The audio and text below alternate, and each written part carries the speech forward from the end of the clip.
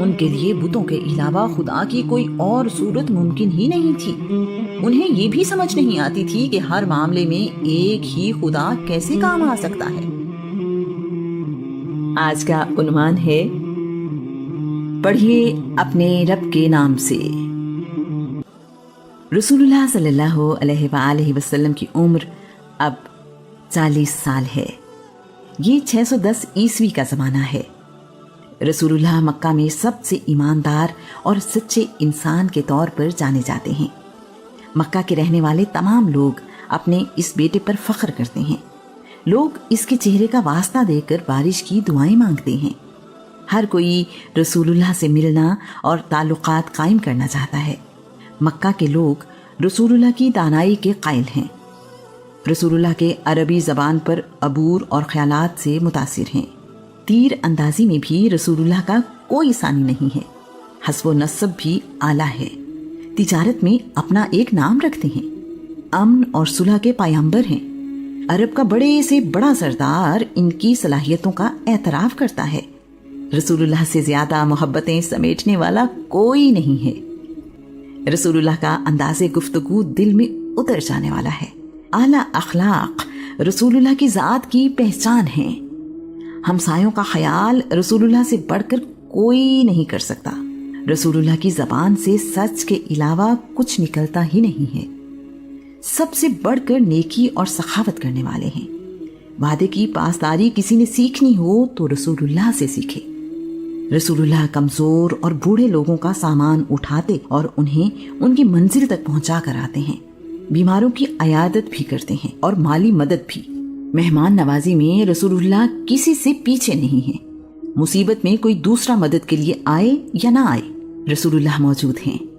رسول اللہ مشرکانہ رسموں اور جاہلانہ طور طریقوں سے بچے رہے۔ کبھی بھی بتوں کے آگے سر جھکایا نہ کوئی منت مانی۔ کردار کی ایسی عظمت 40 سال تک قائم رکھنا محمد بن عبداللہ کا ہی کمال ہے۔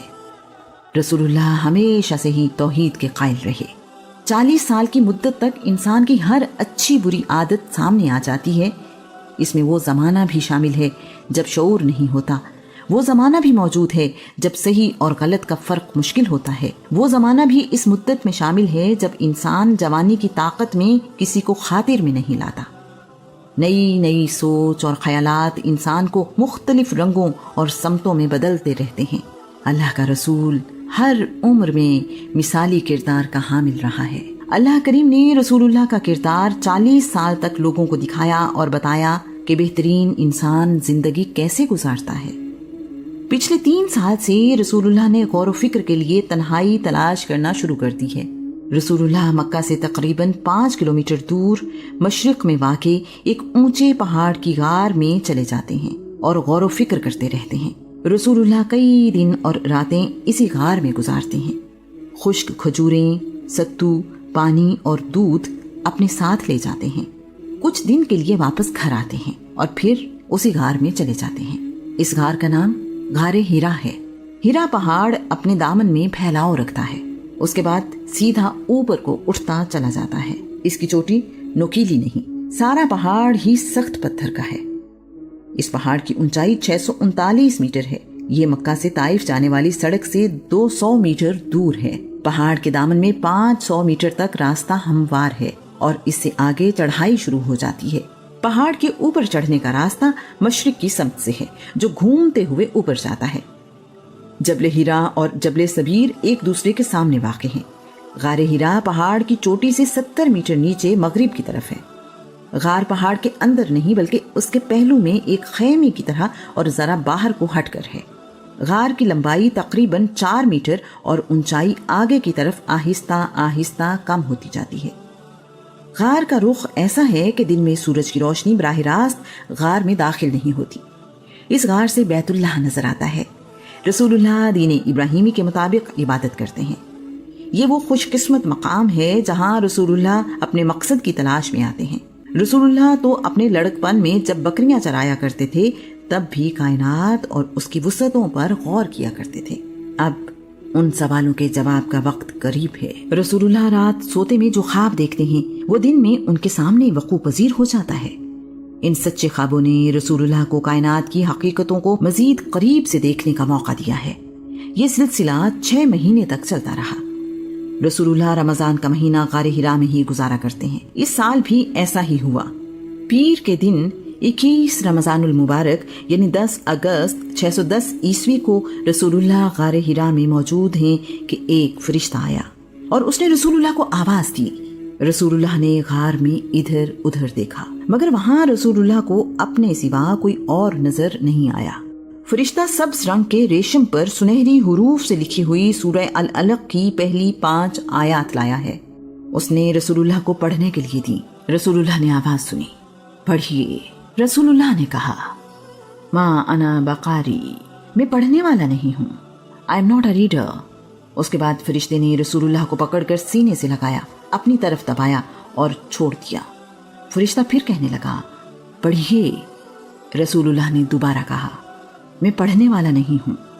فرشتے نے ایک بار پھر رسول اللہ کو اپنے سینے سے لگایا، پہلے کی نسبت زیادہ زور سے دبایا اور کہا، پڑھیے اپنے رب کے نام سے۔ رسول اللہ نے اس بار کہا، کیا پڑھوں؟ فرشتہ بولا، اپنے رب کے پاک نام کے ساتھ پڑھنے کا آغاز کریں۔ جس نے پیدا کیا ہے اس نے انسان کو جمے ہوئے خون سے بنایا ہے۔ آپ پڑھنے کا آغاز کریں۔ آپ کا رب تو بڑا ہی کریم ہے، جس نے قلم کے ذریعے علم عطا کیا، انسان کو وہ کچھ سکھایا جو وہ نہیں جانتا تھا۔ رسول اللہ نے اس فرشتے کے ساتھ ان آیات کی تلاوت کی۔ پہلی وحی کے نزول کے وقت رسول اللہ کی عمر قمری حساب سے 40 سال 6 مہینے اور 9 دن ہے۔ شمسی حساب سے رسول اللہ کی عمر اس وقت 39 سال 3 مہینے اور 17 دن ہے۔ یہ پہلا پیغام ہے جو اللہ کریم نے اپنے آخری نبی کی طرف بھیجا ہے۔ اللہ کے کلام کا اثر ہے کہ رسول اللہ نے گھبراہٹ محسوس کی۔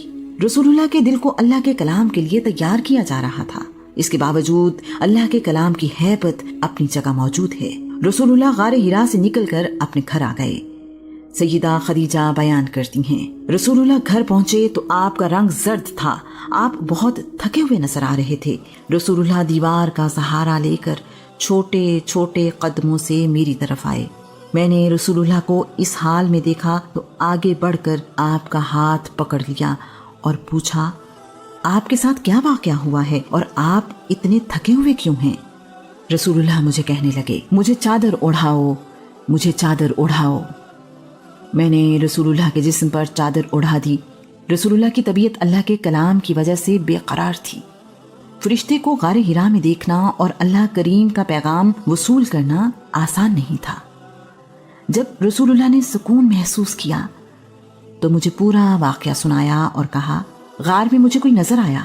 جب وہ چلا گیا تو میری ٹانگیں کانپ رہی تھیں، میرے لیے کھڑا ہونا مشکل تھا۔ میں زمین پر بیٹھ گیا اور کچھ دیر بعد کھڑا ہوا۔ میں غار سے باہر آیا اور گھر کی طرف چل پڑا۔ میرے کندھوں میں ابھی بھی تکلیف تھی۔ میں نے ابھی گھر کا آدھا راستہ طے کیا تھا کہ مجھے آواز سنائی دی، محمد آپ اللہ کے رسول ہیں اور میں جبرائیل ہوں۔ یہ آواز آسمان سے آ رہی تھی۔ میں نے اوپر دیکھا تو ایک شخص جس کے رخسار انسانوں کی طرح تھے آسمان کی وسعتوں میں کھڑا ہے۔ میں کچھ دیر کھڑا اسے دیکھتا رہا۔ مجھ میں چلنے کی ہمت نہیں تھی۔ میں نے جب بھی نظر اٹھا کر آسمان کی طرف دیکھا وہ موجود تھا۔ میں نے جس طرف بھی دیکھا مجھے وہ نظر آیا۔ میری تھکن اور بڑھ گئی۔ میں بہت مشکل سے گھر پہنچا۔ میں اپنے لیے خوف محسوس کرتا ہوں۔ میں نے کہا، آپ اپنے لیے کوئی خوف محسوس نہ کریں، اللہ کریم آپ کو کبھی رسوا نہیں کرے گا۔ آپ رشتہ داروں کے ساتھ بہترین سلوک کرتے ہیں، کمزور لوگوں کا بوجھ اٹھاتے ہیں، غریبوں اور محتاجوں کی مالی مدد کرتے ہیں، مسافروں کی مہمان نوازی کرتے ہیں، کسی پر مصیبت آ جائے تو اس کا ساتھ دیتے ہیں، اپنی روزی ایمانداری سے کماتے ہیں، لوگوں کو سیدھا راستہ دکھاتے ہیں، یتیموں کو سہارا دیتے ہیں، سچ بولتے ہیں، دھوکے بازی سے امانتوں پر قبضہ نہیں کرتے۔ جس انسان میں یہ خوبیاں ہوں اللہ کریم اسے بے آبرو نہیں کرتا، اللہ کریم اس کی عزت و آبرو کی خود حفاظت کرتا ہے۔ آپ بالکل نہ گھبرائیں۔ سیدہ خدیجہ کو رسول اللہ کے ساتھ زندگی گزارتے ہوئے اب 15 سال گزر چکے ہیں۔ اب تک وہ رسول اللہ کی ذات کے ہر گوشے سے واقف ہیں۔ رسول اللہ کی زندگی کا کوئی پہلو بھی سیدہ سے چھپا ہوا نہیں ہے۔ بنی اسد قبیلے میں ایک بڑے عالم ہیں جنہیں الہامی کتابوں پر عبور حاصل ہے۔ یہ عیسائی مذہب اختیار کر چکے ہیں۔ اسلام سے پہلے آخری مذہب عیسائیت ہی تھا۔ ان کا نام ورقہ بن نوفل بن اسد ہے۔ ورقہ رشتے میں رسول اللہ کے چچا ہیں۔ ورقہ اس وقت تک بہت بوڑھے ہو چکے ہیں اور نابینا بھی۔ وہ عبرانی زبان لکھ اور پڑھ لیتے ہیں۔ انہوں نے انجیل کا ترجمہ بھی عربی زبان میں لکھا ہے۔ مکہ میں اس وقت ورقہ بن نوفل سے زیادہ الہامی کتابوں کا علم رکھنے والا کوئی اور موجود نہیں ہے۔ یہ لوگوں سے کہا کرتے ہیں آخری نبی کے دنیا میں آنے کا وقت بہت قریب ہے۔ سیدہ خدیجہ رسول اللہ کو ورقہ بن نوفل کے پاس لے گئیں اور کہا، بھائی جان، اپنے بھتیجے محمد کی بات سنیے۔ ورقہ بن نوفل نے کہا، بھتیجے مجھے بتاؤ تم نے کیا دیکھا ہے؟ رسول اللہ نے غار ہیرا میں پیش آنے والا واقعہ اور اپنی کیفیت ورقہ بن نوفل کو بتائی۔ ورقہ نے کہا، یہ تو وہی ناموس ہے جسے اللہ نے اپنے نبی موسیٰ کے پاس بھیجا تھا۔ کاش میں اس وقت جوان ہوتا، میں تمہاری مدد کرتا۔ تمہاری قوم تمہیں جھوٹا کہے گی، تم پر ظلم کرے گی۔ کاش میں تمہاری مدد کرنے کے لیے اس وقت تک زندہ رہوں جب تمہاری قوم تمہیں مکہ سے نکال دے گی۔ خدا کی قسم جس کے قبضے میں ورقہ کی جان ہے، تم اس امت کے نبی ہو۔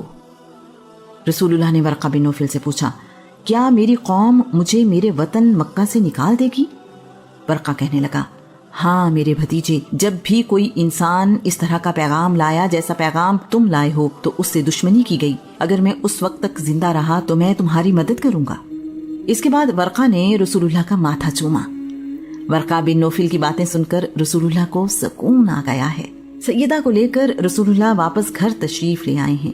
ورقہ بن نوفل اس واقعے کے کچھ عرصے بعد ہی وفات پا گئے۔ رسول اللہ نے بعد میں ورقہ بن نوفل کے بارے میں کہا، میں نے ورقہ بن نوفل کو جنت کے باغوں میں دیکھا ہے۔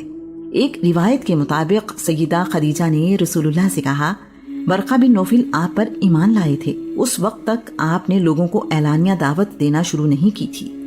رسول اللہ نے کہا، میں نے ورقہ کو خواب میں اس حال میں دیکھا کہ ان کے اوپر ایک سفید چادر ہے، یہ لباس جہنمیوں کا نہیں ہے۔ اللہ کے نبی ابراہیم اور اسماعیل نے کعبہ کی تعمیر کرتے ہوئے دعا مانگی تھی جسے اللہ کریم نے قبول کیا۔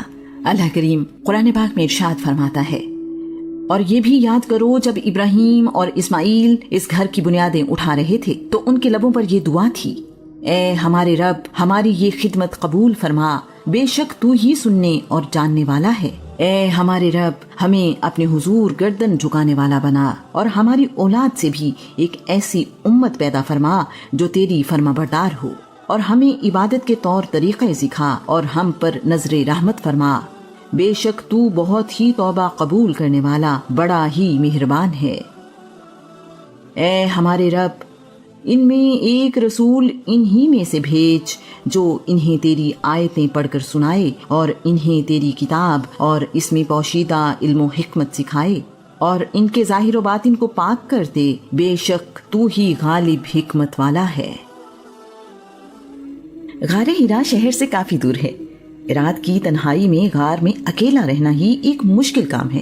اگر دل اور دماغ اپنے رب کے حضور حاضر ہوں تو دن اور رات کا فرق مٹ جائے۔